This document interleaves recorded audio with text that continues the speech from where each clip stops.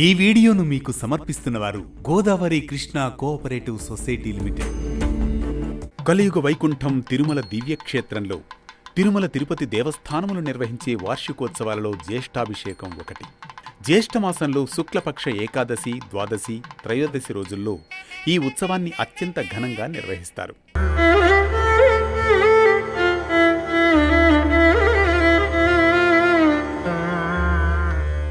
2026 సంవత్సరంలో ఈ ఉత్సవాలు జూన్ 26వ తేదీ అనగా ఈ రోజు నుంచి 3 రోజుల పాటు ఆగమోక్తంగా శాస్త్రబద్ధంగా నిర్వహించబడతాయి తిరుమలలో.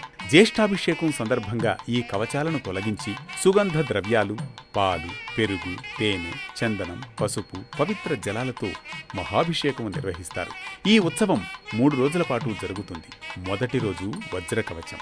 అభిషేకం అనంతరం శ్రీవారికి వజ్రకవచం అలంకరిస్తారు. ఇది భక్తుల జీవితాల్లోని అజ్ఞానం, దుఃఖాలను తొలగించి దివ్యకాంతిని ప్రసాదించే సంకేతంగా భావిస్తారు. ఇక రెండవ రోజు ముత్యాల కవచం. ముత్యం పవిత్రత, ప్రశాంతత, నిర్మలత్వానికి ప్రతీక.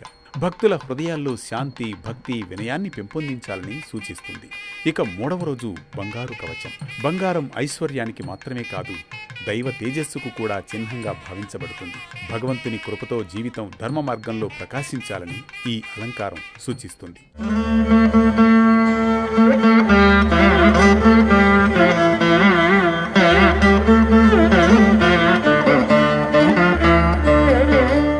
జ్యేష్ఠాభిషేకం యొక్క అంతరార్థం ఏమిటంటే, మనిషి తన బాహ్య ఆడంబరాలను విడిచిపెట్టి అంతరంగ శుద్ధిని పొందాలని. అభిషేకం ద్వారా శ్రీవారి దివ్యమూర్తి మరింత తేజోవంతంగా దర్శనమిచ్చినట్లే భక్తుడు కూడా భక్తి, వినయం, ధర్మాచరణ ద్వారా తన జీవితాన్ని పవిత్రం చేసుకోవాలని ఈ ఉత్సవం మనకు బోధిస్తుంది. తిరుమల సంప్రదాయంలో ఈ సేవకు అత్యంత ప్రాముఖ్యత ఉంది. ఈ సమయంలో శ్రీవారి దివ్య రూపాన్ని దర్శించడం, శ్రీ వెంకటేశ్వర నామస్మరణ చేయడం, విష్ణు సహస్రనామ పారాయణం చేయడం విశేష పుణ్యప్రదంగా భావించబడుతుంది.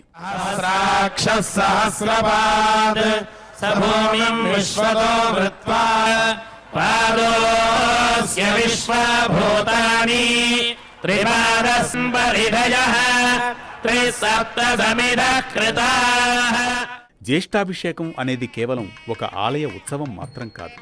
అది భక్తి, పవిత్రత, ఆత్మశుద్ధికి ప్రతీక. గోవింద గోవింద అంటూ గోవింద నామస్మరణతో ఈ జ్యేష్ఠాభిషేక మహోత్సవాన్ని స్మరించుకుందాం, సకల శుభాలను పొందుదాం. ఓం నమో వెంకటేశాయ. ఇవి జ్యేష్ఠాభిషేకం విశేషాలు. ఇలాంటి మరో భక్తి రాగం, ధర్మ దీపంతో మళ్లీ కలుద్దాం రేపటి పరమార్థంతో.